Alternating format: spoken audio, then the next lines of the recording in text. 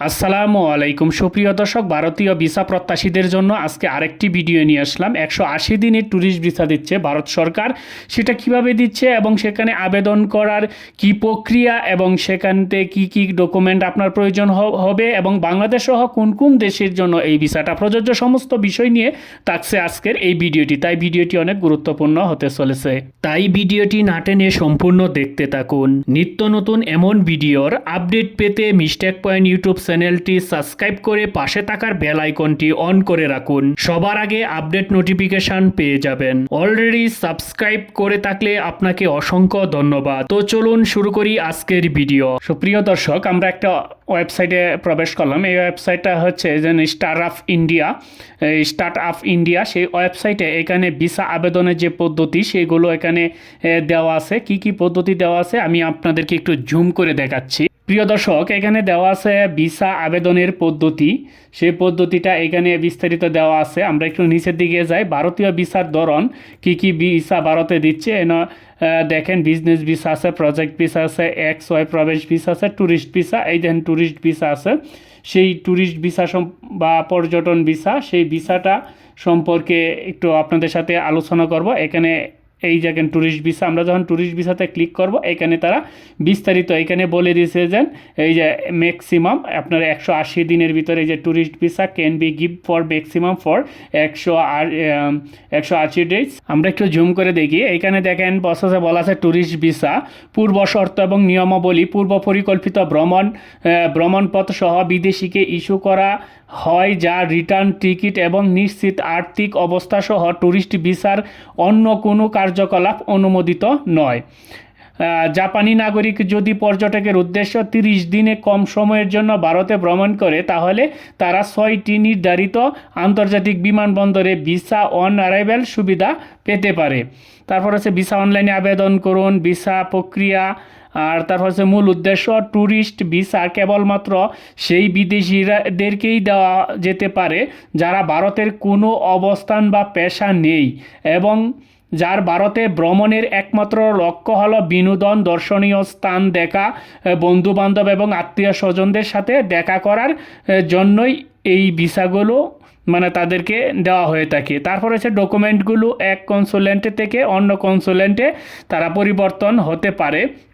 এখানে বলছে নিশ্চিত আর্থিক অবস্থা সম্পর্কে প্রমাণপত্র, যেমন রিটার্ন টিকিট এবং ভারতে কোথায় থাকার সময় ব্যয় করার জন্য পর্যাপ্ত অর্থের প্রাপ্যতার একটা আপনার প্রমাণস্বরূপ দিয়ে দেখাইতে হয়। 2টি ফাঁকা পৃষ্ঠা এবং 6 মাস মেয়াদি সহ বৈধ পাসপোর্ট থাকতে হবে। কারণ মূল বিষয়টাই যায় যে ভিসার মেয়াদ কতদিন থাকে। সর্বোচ্চ 180 দিন মেয়াদ থাকে। এখানে বলছে ট্যুরিস্ট ভিসা সর্বোচ্চ 180 দিনের জন্য দেওয়া যেতে পারে এবং অন্য কোনো ধরনের ভিসার এটি বর্ধিত বা অপরিবর্তন যোগ্য নয়।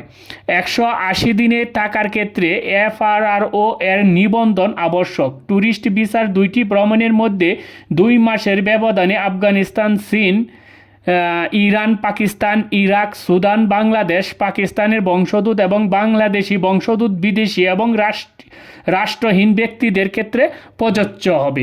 এখানে একটা কথা বলছে যে বংশোদ্ভূত বিদেশি, এখানে বাংলাদেশি বংশোদ্ভূত এবং পাকিস্তানের বংশোদ্ভূত। এখানে কিন্তু একটি কথা বিষয় দেখেন, লক্ষ্য করেন, সবটি নাম একবার করে আছে, পাকিস্তান, ইরাক, সুদান, বাংলাদেশ। তারপর এখানে বলা হয়েছে পাকিস্তানি বংশোদ্ভূত এবং বাংলাদেশি বংশোদ্ভূত বিদেশি এবং এখানে বলছে রাষ্ট্রহীন ব্যক্তিদের ক্ষেত্রে প্রযোজ্য হবে। এখানে এই যে একটা রাষ্ট্রহীন ব্যক্তি বলতে কি বুঝাইছে আশা করি বুঝতে পারছেন। আর এখানে বলা হয়েছে যে এটা FRRO এর নিবন্ধন আবশ্যক। FRRO কি? এটা হচ্ছে ফরেন্স রেজিস্ট্রেশনের একটা ফরেন্স অফিসের একটা রেজিস্ট্রেশনের একটা ওয়েবসাইট। সেখানে FRRO এটা সম্পর্কে আমরা একটু দেখে আসি যে FRRO সম্পর্কে কি। এটা হচ্ছে EFRRO অনলাইন একটি পোর্টাল। এখানে আমরা একটু দেখি। এখান থেকেই কিন্তু আপনার রেজিস্ট্রেশন করানো লাগবে। এই পোর্টালে এখানে ক্লিক করুন, এখান থেকে আপনার রেজিস্ট্রেশন করতে হবে, তারপরে এই ভিসাটা পাওয়া যাবে। এর আগে কিন্তু এই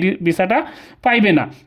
এখানে দেখেন EFRR সম্পূর্ণ অনলাইন আবেদনের জমা এবং নথি আপলোডের সাথে, যার জন্য কোনো মধ্যস্থকারী এজেন্ট ইত্যাদির দ্বারা কোনো সহায়তা প্রয়োজন হয় না। বিদেশি নাগরিকদের নিজেরাই অনলাইনে আবেদন করতে হবে।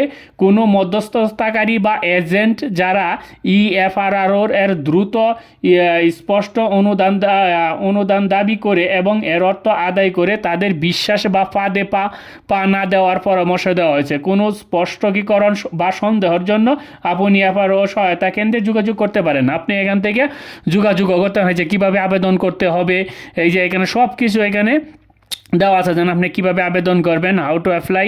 আর ইতিমধ্যে যদি আবেদন করে থাকেন তাহলে লগ ইন কীভাবে করবেন, already registration, log in here, এইগুলো দেওয়া আছে। সচরাচর জিজ্ঞাসা, তাদের কাছে যদি কিছু জিজ্ঞাসা থাকে, গুরুত্বপূর্ণ নির্দেশাবলী আছে, ছবি নথিপত্রের প্রয়োজনীয়তা, এইখান থেকে কীভাবে আবেদন করবেন সম্পূর্ণ কিন্তু এইখানে আপনি দেখতে পারবেন। এখানের জন্য আপনি ক্লিক করবেন, ক্লিক করার পরেই কিন্তু আপনার এখানে আপনার ঠিকানা দিয়ে এখানে একটা আবেদন করে নেবেন। এই আবেদন করার পরেই কিন্তু আপনারা এই ভিসাটা পাইবেন। এখানে প্রধান বৈশিষ্ট্য বলছে আপনারা বাড়ি আরাম থেকে পরিষেবা, EFRRO অফিসে যাওয়ার দরকার নাই। এখানে বলছে যে এটা যাওয়ার দরকার নাই। অনলাইনে পেমেন্ট সুবিধাজনক এবং সাশ্রয়ী, ব্যবহারকারী ও বান্ধব অভিজ্ঞতাদের জন্য এক্সক্লুসিভ ড্যাশবোর্ড। আর EFRRO কি এটা সম্পর্কে একটু তারা বলছে, EFRRO বা FRO অফিসে যাওয়ার প্রয়োজন ছাড়াই অনলাইনে FRO পরিষেবা প্রদানে ব্যস্ত। EFRRO কর্তৃক বিশেষভাবে আহ্বান না করা পর্যন্ত অ্যাপার্টমেন্ট নেওয়ার এবং FRO অফিসে যাওয়ার কোনো প্রয়োজন নেই। ওয়েব ভিত্তিতে অ্যাপ্লিকেশনের লক্ষ্য হলো ভিসা সংক্রান্ত পরিষেবার জন্য বিদেশিদের জন্য।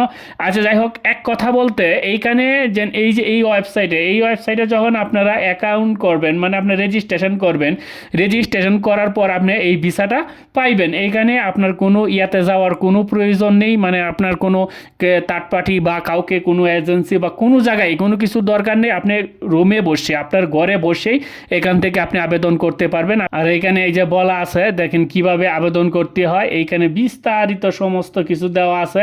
আপনারা এগুলো একটু পড়ে নেবেন, পড়ে নিয়ে তারপর এখানে আবেদন করে ফেলবেন। আবেদন করার পরেই আপনারা এই ভিসার জন্য আবেদন করতে হবে। আগে কিন্তু এই ওয়েবসাইটে আপনারা আবেদন করতে হবে। এই ওয়েবসাইটে আবেদন করার পর আপনারা এই যে ট্যুরিস্ট ভিসাটা, এই 180 দিনের ভিসাটা, সেটার জন্য আপনারা আবেদন করতে পারবেন।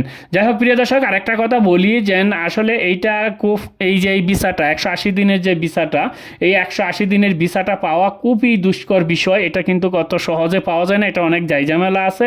কিন্তু আসলে এখানে তারা যেভাবে বলছে এটা একদম সহজভাবে এটা করা যায়। যাই হোক, এখন আপনাদের কি কি ডকুমেন্ট লাগবে ট্যুরিস্ট ভিসার জন্য সেই বিষয়টা একটু আপনাদের সাথে শেয়ার করি। এখানে বলছে ট্যুরিস্ট ভিসার জন্য প্রয়োজনীয় কাগজপত্র, ভিসা আবেদনের সঙ্গে এই কাগজপত্র লাগবে। ভিসা আবেদনে জমা দেওয়ার সময় 6 মাস মেয়াদ সহ মূল পাসপোর্টের কমপক্ষে 2টি কালি পৃষ্ঠা থাকতে হবে। পাসপোর্টের কপি, 4 পাতা এবং মেয়াদ বাড়ানোর অনুমোদন যদি তাকে সঙ্গে দিতে হবে। আবেদনপত্রের সঙ্গে পুরনো সব পাসপোর্ট জমা দিতে হবে। পূর্ণ মুখমণ্ডল দেখা যায় এমন সাম্প্রতিক সময়ের ছবি, পাসপোর্ট সাইজের ছবি, এটা 3 মাসের অধিক পুরানো হলে চলবে না। জন্ম তারিখ প্রমাণে জাতীয় পরিচয়পত্র বা জন্ম নিবন্ধনের কপি। আবাসন প্রমাণে ইউটিলিটি বিল যেমন ইলেকট্রিসিটি, টেলিফোন, গ্যাস, পানি ইত্যাদি 6 মাসের অধিক পুরনো নয় এরকম বিল লাগবে। পেশার প্রমাণ, যে প্রতিষ্ঠানে কাজ করছেন সেখানে নিয়োগকর্তার চিঠি। ছাত্রদের ক্ষেত্রে শিক্ষা প্রতিষ্ঠানে পরিচয়পত্র সংযোজন করতে হবে এবং এখানে এই যে সিটি বলতে এনওসি প্রয়োজন পড়বে। আর্থিক সচ্ছলতার প্রমাণের জন্য প্রতিটি আবেদনের সঙ্গে $150 সমমূল্যের বিদেশি মুদ্রা, এন্ড্রোস এবং যা আন্তর্জাতিক ক্রেডিট কার্ডের কপি এবং যা ভ্রমণের ক্ষেত্রে পর্যাপ্ত ব্যালেন্স দেখানোর প্রয়োজন, হালনাগাদ মানে ব্যাংক স্টেটমেন্ট প্রয়োজন পড়বে। বিজিডি রেজিস্ট্রেশন নম্বর সহ অনলাইনে ভিসা আবেদনপত্র। অনলাইনে ভিসা আবেদনপত্রের ক্ষেত্রে জায়গা আবেদনকারী ছবি স্ক্যান করে আপলোড করতে হবে। ভিসা আবেদনের সঙ্গে পুরনো সব পাসপোর্ট জমা দিতে হবে। এসব ছাড়া ভিসা আবেদন অসম্পূর্ণ বলে গণ্য হবে। যাই হোক প্রিয় দর্শক, এতক্ষণ আপনারা বুঝতেই পারছেন যে এখানে আবেদন করতে এই 180 দিনের ভিসাটা পাইতে আপনাদের কি কি করণীয়। আজকে এবারের মতন বিদায় নিব, দেখা হবে পরবর্তী ভিডিওতে। সবাই ভালো থাকবেন, সুস্থ থাকবেন, ধন্যবাদ সবাইকে।